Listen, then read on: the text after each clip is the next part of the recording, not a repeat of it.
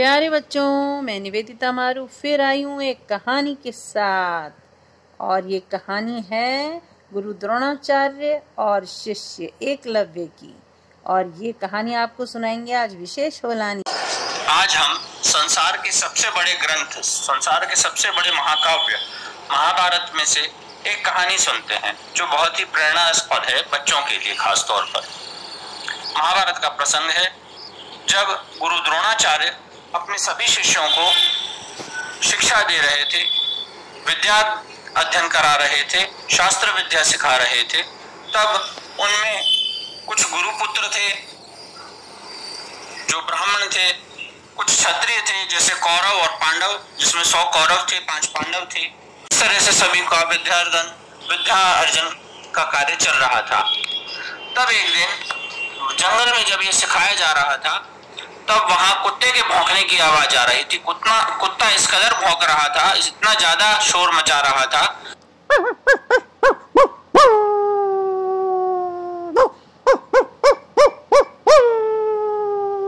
कि गुरु द्रोणाचार्य पढ़ा नहीं पा रहे थे, बच्चों को विद्या नहीं सिखा पा रहे थे। तब उन्होंने कहा बच्चों से, जाओ बच्चों, जाकर देखो ये कुत्ता क्यों भौंक रहा है, इतना ज्यादा क्यों शोर मचा रहा है, इसको चुप कराने की व्यवस्था करके आओ।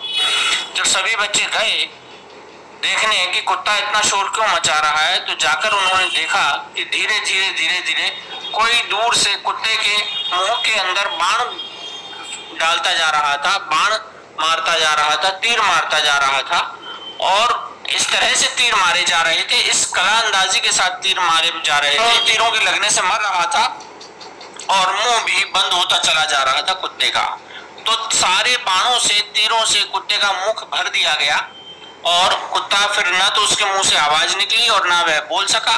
और यह आश्चर्यजनक दृश्य जब बच्चों ने जाकर गुरु द्रोणाचार्य जी को सुनाया कि गुरुजी, इस तरह से किसी ने उस कुत्ते का मुख बाणों से भर दिया है और ना तो कुत्ता मरा है और बोलना भी बंद हो गया है, यह आश्चर्यजनक बात सुनकर गुरु द्रोणाचार्य भी बहुत उत्सुक हुए जानने को कि ऐसा कौन जना है, ऐसा कौन तीरंदाज आया जिसने कुत्ते को बिना मारे उसको चुप करा दिया, तो स्वयं द्रोणाचार्य जी जब जाकर देखते हैं जंगल में तो पाते हैं कि स्वयं द्रोणाचार्य जी की एक मूर्ति बनाकर, एक प्रतिकृति बनाकर, एक मिट्टी की मूर्ति बनाकर कोई जना तीरों को चलाने का अभ्यास कर रहा है। छोटा सा वह भी एक बालक था। उसका जब देखा गुरु द्रोणाचार्य ने तो उन्होंने जिज्ञासावश उससे पूछा कि बच्चे, तुम कौन हो, क्या नाम है तुम्हारा, और यह विद्या तुमने कहाँ से सीखी और किस तरह से तुम इसमें इतने पारंगत हो गए कि कुत्ते का भौंकना बंद कर दिया बिना उसको मारे। तो उन्होंने जब पूछा तो उसने कहा, मेरा नाम है और मैं इसी तरह से शिक्षा ग्रहण कर रहा था आपकी मूर्ति बनाकर। तब द्रोणाचार्य जी ने समझा कि यह निश्चित तौर पे हमारे शिष्यों के लिए, विशेषकर अर्जुन के लिए नुकसानदायी साबित हो सकता है। इसमें धर्म का विवेक नहीं है, क्योंकि विद्या तो प्रत्यक्ष ही सीखनी चाहिए, अपने गुरु के समक्ष उपस्थित होकर ही विद्यार्जन करना चाहिए। और ऐसा नहीं करने से निश्चित तौर पे यह विद्या की चोरी मानी जाएगी। गुरु दक्षिणा के रूप में मुझे अपना सीधे हाथ का अंगूठा दो। तो एकलव्य ने भी गुरुजी की बात मानते हुए सीधे हाथ का अंगूठा गुरुजी के चरणों में समर्पित कर दिया और इस तरह से अर्जुन निष्कंटक हो गया। अर्जुन इस स्थिति में पहुंच गया कि कोई अर्जुन को अब हरा नहीं सकता था। फिर इस कहानी से हमें क्या शिक्षा मिलती है, तो हम पाएंगे इस कहानी से हमें 3 शिक्षाएं मिलती हैं।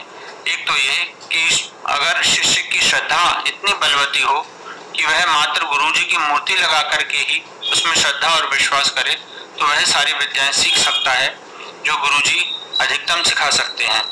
है कि हमें चोरी छुपे शिक्षा अर्जन नहीं करनी, गुरुजी के समक्ष उपस्थित होकर उनसे पूछकर विद्यार्जन करना चाहिए कि हम क्या पढ़ने में हमारी भलाई है और क्या पढ़ने में हमारी भलाई नहीं है। तीसरी शिक्षा इससे हमें यह मिलती है कि देखें कि कितने ज्यादा विद्यार्थी तब अनुशासन में रहते थे और गुरु शिष्य में कितना प्रेम होता था। गुरुजी ने जहाँ अनजाने शिष्य एकलव्य से उसका अंगूठा गुरु दक्षिणा में मांगा तो उसने तत्काल ही अपना अंगूठा गुरुजी को समर्पित कर दिया। इस कहानी से हमें ये 3 शिक्षाएं मिलती हैं। कैसी लगी बच्चों स्टोरी? ये कहानी मुझे तो बहुत अच्छी लगी, तो इसके लिए सब्सक्राइब करना ही पड़ेगा।